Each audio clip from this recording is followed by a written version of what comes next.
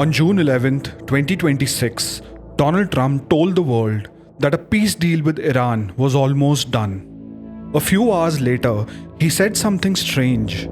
He claimed that the Strait of Hormuz, the world's most fought over shipping route, was already open, and you just did not know about it. But Iran had blocked the strait. The US Navy had blocked Iran's ports in return. Ships were sunk. Sailors were killed. So which is true?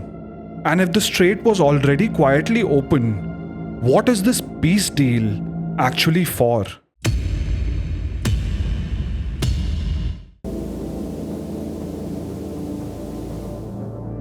To understand where the smoke came from, you need to see who started the fire.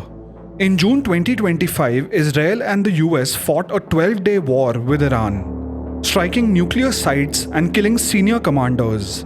But Iran's supreme leader Ali Khamenei survived by going into hiding. That changed on February 28, 2026. A new US-Israeli strike killed Khamenei. Within days, Iran had a new supreme leader, his son, Mojtaba Khamenei. By February 2026, the war was back and bigger. Iran's parliament voted to shut the Strait of Hormuz. A quarter of the world's oil passes through here. Iran's forces mined the water and fired on ships. At least 17 ships were damaged. The US answered with a full naval blockade of Iran and an air campaign alongside Israel to force the strait back open. But the fighting wasn't constant. In April, a ceasefire was announced, brokered through, of all places, Islamabad. 3 rounds of formal talks followed, in Muscat, in Rome, and in Islamabad. Each one stalled. By June 2026, war and peace talks weren't two separate phases. They were happening at the same time. The blockade never fully stopped, and neither did the dying. By June 2026, 14 sailors had been killed since the crisis began, most of them from Bharat. The most recent 3 died on June 11th when a US Navy strike hit a tanker carrying Iranian oil. Bharat was furious. New Delhi summoned the US's top diplomat in protest, just days before Trump and Modi were due to meet face-to-face at the G7 summit in France. Notice that the most recent Hormuz deaths weren't caused by Iran. They were caused by the US Navy enforcing a blockade that, as you are about to see, is still running, even as both sides claim they are close to ending this. Around 20,000 seafarers were still stuck on ships in the Gulf, unable to leave. This is the real backdrop, not a calm negotiating table, an active war, with people dying on both sides while diplomats smile for the cameras. And then, suddenly, momentum. Pakistan's Prime Minister, acting as a go-between, posted that a final agreed text of the peace deal had been reached. Iran's foreign minister said both sides had never been closer. Trump said that a deal was close, but he wasn't 100% sure. Now here's the problem. Nobody is describing the same deal. Trump told the press that the deal is now mainly about Iran's nuclear program and reopening Hormuz. He said he dropped earlier demands on Iran's missiles and on Iran's support for armed groups, because Iran refuses to even talk about those. But on the same day, Israel's government put out a statement saying the opposite. It said Trump personally promised Israel that the final deal would include removing Iran's enriched uranium, dismantling Iran's enrichment sites, limiting Iran's missile production, and ending Iran's support for armed groups. The exact things Trump told the press were off the table. 2 governments, 2 completely different versions of the same final deal. Both say it came from Trump on the same day. Israel's government was clear about one thing. Israel is not a party to this agreement, but it didn't need to be in the room. By getting a personal promise from Trump, Covering demands Iran had already rejected, Israel built itself an exit ramp. If Iran won't agree to these terms later, Israel can simply say, Trump promised us this, Iran broke it, not our problem. There's a second pressure point too. According to CNN, Israeli officials are pushing the US to block the release of Iran's frozen money, one of Iran's biggest demands. That's not a small detail. That might be the whole point. This is where peace talks stop being about missiles and start being about money. Iran has roughly $100 billion frozen in banks around the world. In China, Iraq, South Korea, Japan, and Europe, all under US sanctions rules. Of that, Iran is demanding $24 billion be released as the price of peace. Iran's senior leadership gave the US an ultimatum through Mohsen Rezai, a top advisor to the supreme leader. No deal until the $24 billion are released. He called it as a test of trust. The US response? The opposite of yes. US Treasury Secretary Scott Bessent suggested using Iran's frozen billions to pay for damage Iran caused to the other Gulf countries.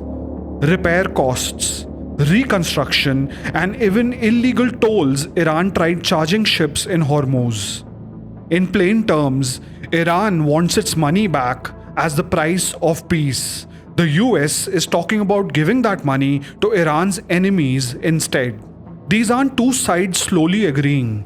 These are two sides describing two completely opposite outcomes, and both are calling it the deal. While all this was happening, Iran quietly set up something new: the Persian Gulf Strait Authority, an official-sounding body complete with an email address and application forms that require ships to register before passing through the Strait of Hormuz and to pay a fee. Some ships have reportedly paid up to $2 million each in Chinese currency. No country recognizes Iran's right to charge this, but ships are paying anyway.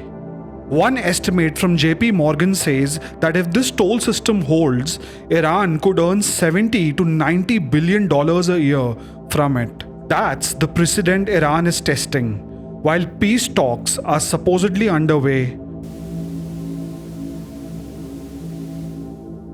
If you want to know what an Israeli ceasefire actually looks like in practice, look at Lebanon.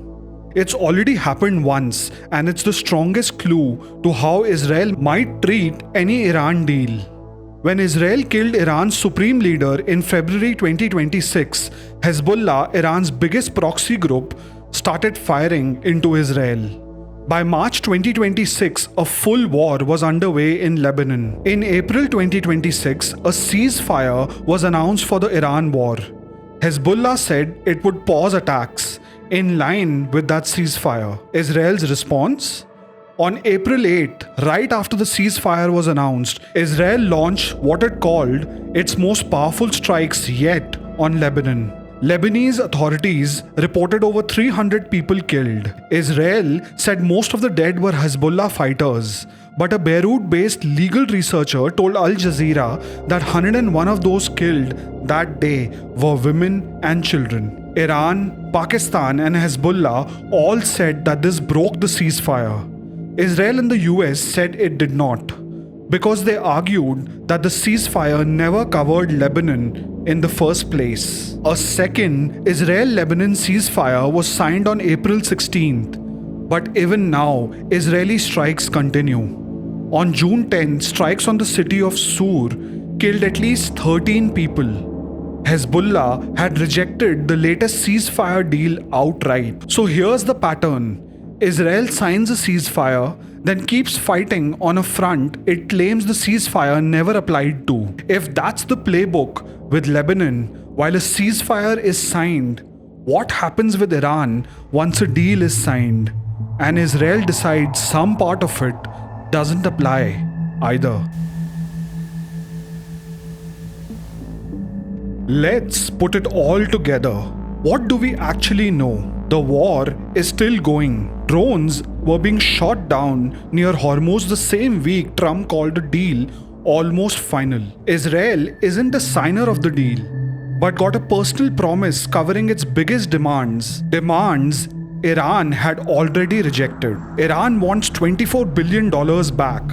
The US wants to redirect Iran's frozen funds to Iran's enemies. It is completely unresolved. And in Lebanon, we've already seen Israel sign a ceasefire and then keep fighting anyway, by arguing it doesn't count on that front. Meanwhile, even while talking peace, the US is sending more troops to the region. Trump himself said that the US forces will stay until a real agreement is complied with. That's not the language of someone leaving. That's the language of an occupation with a peace deal as the cover story. And there's another possibility worth asking about. Who benefits financially from the timing of these announcements? Every time Trump says a deal is close or near final, oil prices react. Markets move on the expectation of supply returning to normal. But the underlying situation, the blockade, the mines, the toll booth, hasn't changed. If the war risk premium goes up and down based on statements rather than facts on the ground, that's not diplomacy. That's a lever that moves markets, and anyone positioned ahead of those statements can profit from the swing, regardless of whether a deal ever actually happens. When the same handful of announcements keep moving oil prices without the situation on the ground actually changing, it's a question worth asking. Is this diplomacy, or is this a market signal dressed up as diplomacy? Here's the most likely explanation. This deal isn't really the end of anything. It's a pressure valve. It calms oil markets, gives Pakistan a diplomatic win to claim, and buys the US time to lock in its control of the Strait of Hormuz as the new normal. All while Israel keeps a veto it never had to put its name on. The real fight isn't about uranium percentages anymore.